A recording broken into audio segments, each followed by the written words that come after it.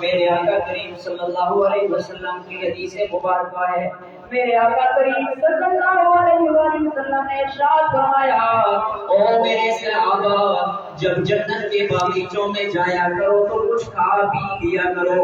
صحابہ عرض کرتے ہیں، یا رسول اللہ صلی اللہ علیہ وسلم، جنت کے باغیچے کیا ہیں؟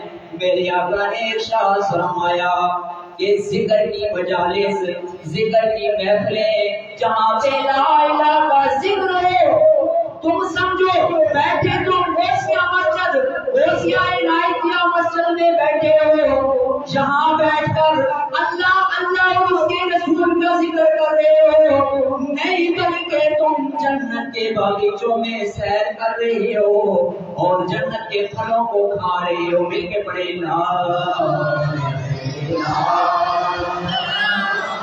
الا اللہ۔